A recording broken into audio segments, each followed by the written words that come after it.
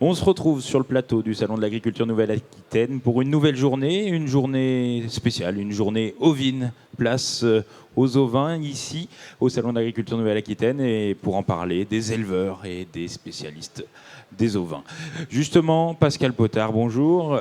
Bonjour à vous. Quel est un peu le programme de la journée là C'est bien chargé. Oui, bien chargé. Donc une journée vraiment réservée à la journée ovine, donc avec des concours d'agneaux, de viande, avec des démonstrations de tonte, avec du dressage de chiens, avec bien sûr la visite auprès des professionnels de toutes les races qui peuvent être exposées sur le salon cette année. Et c'est vrai que les races ovines, viande et rustique et lait sont très bien représentées cette année. Donc une vraie journée ovine. Une vraie journée ovine.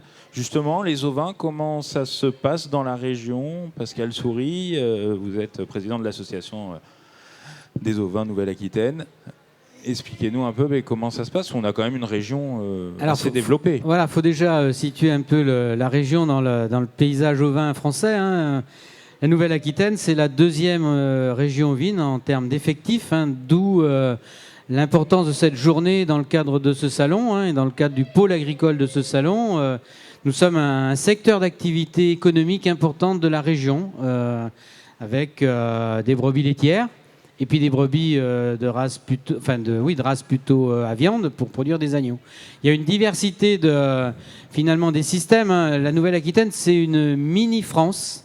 J'ai l'habitude d'utiliser cette expression de par la diversité aussi des systèmes d'élevage et la diversité des races. La multiplicité des races est un atout important pour cette espèce ovine, hein, parce qu'elle permet aussi de valoriser l'ensemble des territoires.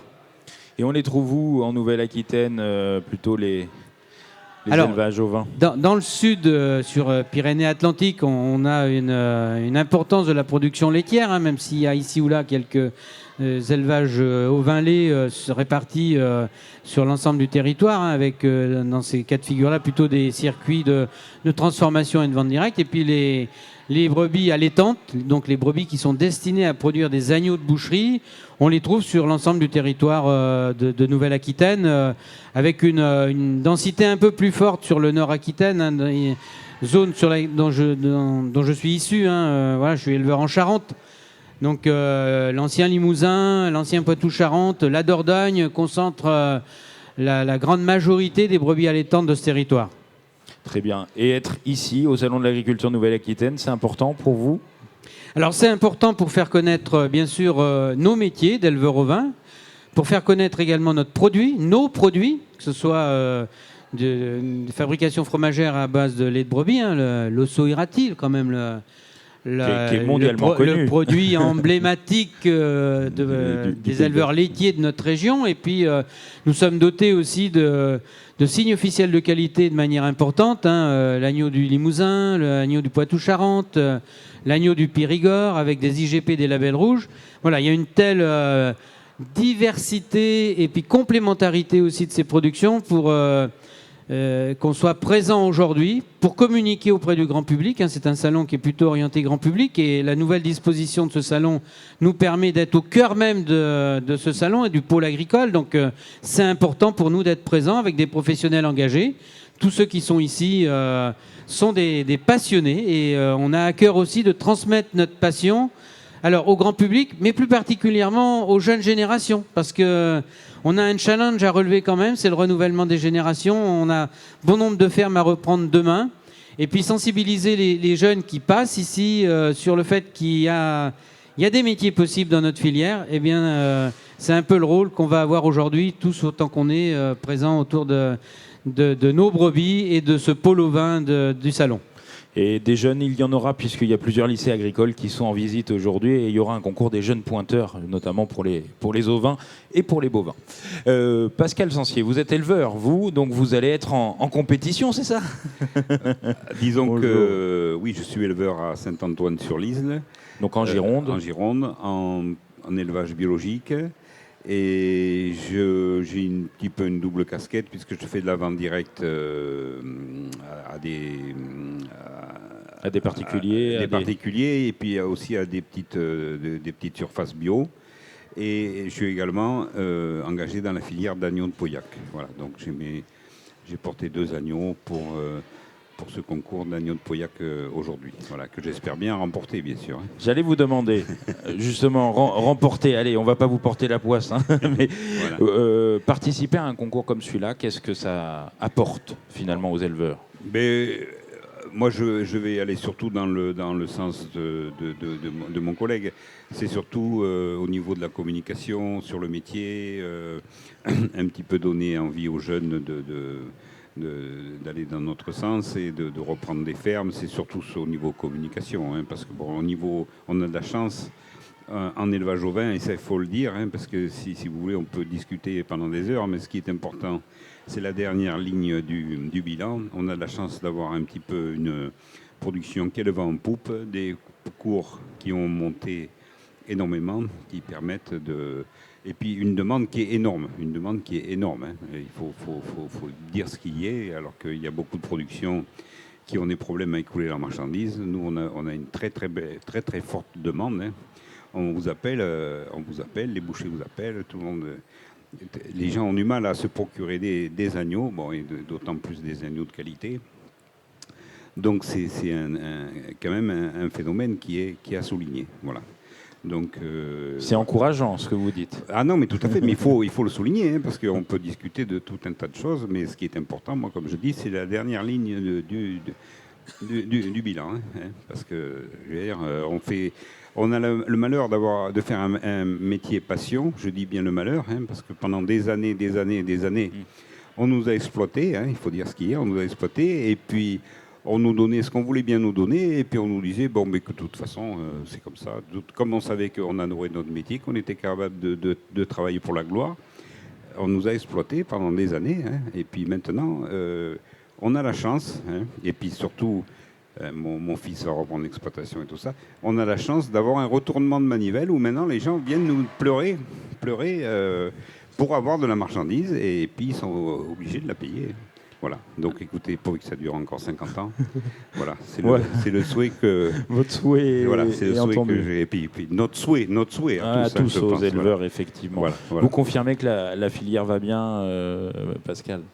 Pardon, Patrick. Alors, oui, depuis 2019, le prix de l'agneau, il a progressé de près de 60%. Hein. Donc, c'est pas si vieux que ça, et ça laisse aussi des perspectives économiques, hein, qui sont importantes, et ça va durer. Ça va durer. En France, on ne produit que 41% de la consommation française, et à l'échelle de la Nouvelle-Aquitaine, on est dans les mêmes proportions. Donc ça veut dire qu'il y a un réel besoin. Il y a un réel besoin aussi parce que le consommé français, ça a du sens auprès du consommateur aujourd'hui. L'agneau, il ne faut pas se voiler la face, hein. L'agneau est une viande qui est onéreuse pour le consommateur. Mais malgré cela, voilà, il y a une réelle appétence de cette viande auprès des consommateurs, d'autant plus qu'au niveau interprofessionnel, eh bien, on travaille le produit pour justement susciter aussi de l'appétence chez les jeunes consommateurs. Les 29-35 ans sont notre cible un peu privilégiée, parce qu'on a besoin aussi de renouveler ces consommateurs, de créer d'initiation au goût de ces jeunes consommateurs, et la praticité de produits, elle doit être au rendez-vous. Voilà, l'évolution de la consommation, l'évolution de la composition de la famille. Le gigot emblématique pour Pâques de 3,5 kg avec une tablée de 10-15 personnes, ça existe encore, mais de moins en moins. Donc c'est là aussi, il faut qu'on fasse, et c'est tout le travail qu'on fait de manière au niveau interprofessionnel, de présenter justement l'agneau de manière différente pour susciter aussi le renouvellement des consommateurs. Ça a été dit, le renouvellement chez les éleveurs, il est en bonne voie. Ça a été 20 ans d'investissement dans différents programmes, hein, le programme Innovin qui est présent aujourd'hui. Il a fallu 20 ans avant de réinverser la tendance, et aujourd'hui, à l'échelle nationale, mais également à l'échelle de Nouvelle-Aquitaine, on est sur un départ pour une installation, parce qu'il y a des conditions économiques favorables, parce qu'on a aussi valorisé l'image du métier, qui est un métier moderne, avec des outils qui permettent aussi, pour les jeunes, de travailler dans de meilleures conditions, hein. Le produire plus et mieux, le mieux, c'est aussi le mieux pour les éleveurs. Voilà, c'est le mieux, effectivement, sur l'impact de nos activités sur l'environnement, mais c'est aussi le mieux chez les éleveurs, parce que les jeunes générations ne feront pas ce que nous, on a pu faire. Moi, j'ai 42 années d'activité à mon compteur, hein.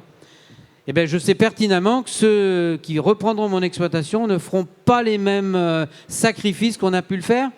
Et puis on ne peut pas leur demander ça en fait. Nous, vous l'avez dit, on était résilients, voilà. On a courbé les chines un moment. Si demain on veut attirer des jeunes, c'est ce que je disais tout à l'heure, eh bien il faut aussi comprendre quelles sont leurs ambitions, leurs projets de vie, et c'est comme ça qu'on arrivera à perdurer, notamment en Nouvelle-Aquitaine. Pascal Potard, vous êtes également administrateur chez Géode. Expliquez-nous un peu ce que c'est Géode. Donc Géode, c'est une coopérative située maintenant à Roussines. On a quitté la Nouvelle-Aquitaine. Bon, vous êtes quand même limitrophe. 3 km. on peut accepter.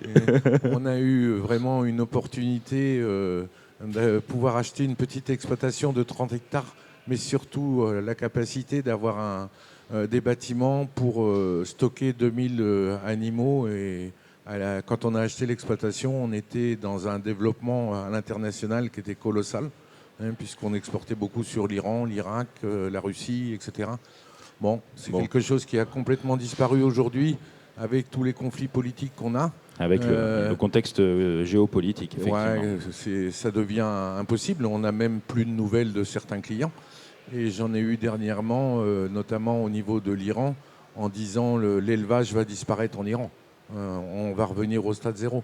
Mais pour être optimiste, pour rejoindre les collègues, aujourd'hui, le marché français va bien. Le marché européen va bien.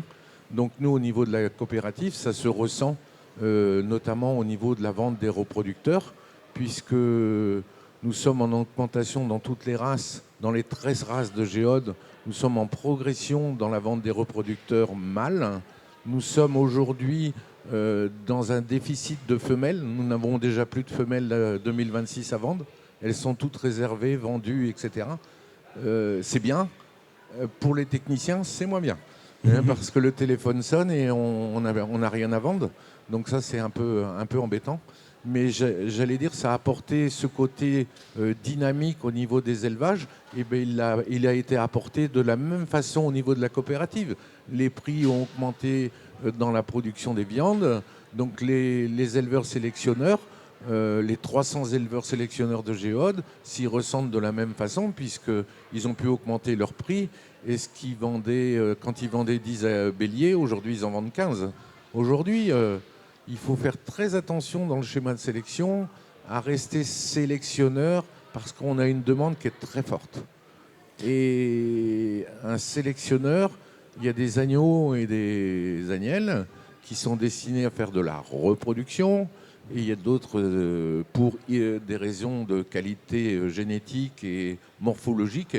Il faut faire bien attention aujourd'hui, nous, en tant que techniciens Géode, de bien sélectionner, parce qu'on pourrait avoir tendance, quand il y a des marchés qui sont un peu porteurs, c'est porteur.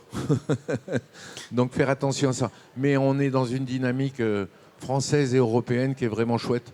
Et puis ce qui fait plaisir, c'est de passer chez les 300 sélectionneurs qu'on a au niveau du territoire, et il y a le sourire. Et Dieu sait si à un moment il n'y avait pas le sourire. Le nombre de gars qui nous disaient « mais pourquoi je m'emmerde à faire ça ?» Et ça, aujourd'hui, on est plutôt dans la nouvelle génération qui arrive, parce que, contrairement à ce qu'on peut penser, nous n'avons pas perdu d'adhérents. Il y a des départs en retraite, comme dans tous les métiers, mais on a la jeunesse qui arrive.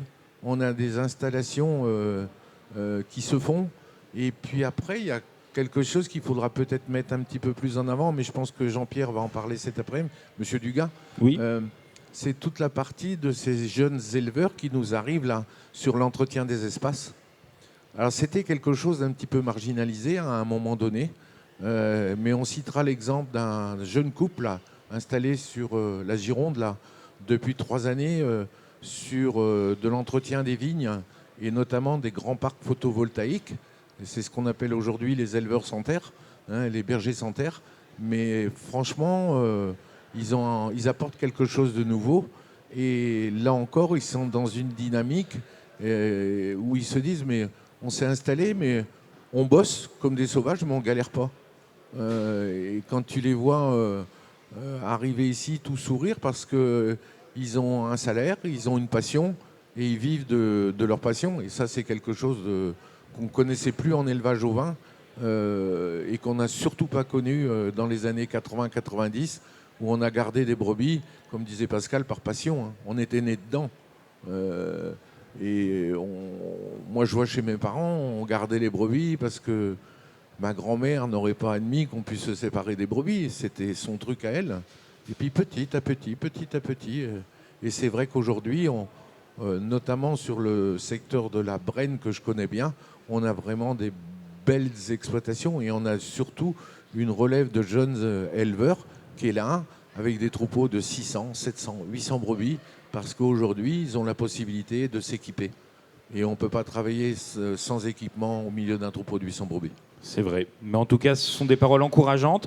Moi, je vais vous souhaiter une belle journée ovine et profitez-en. Et vous, profitez-en aussi. Venez découvrir tous les ovins que nous avons sur le Salon d'agriculture Nouvelle-Aquitaine. Merci. Merci à vous. Merci.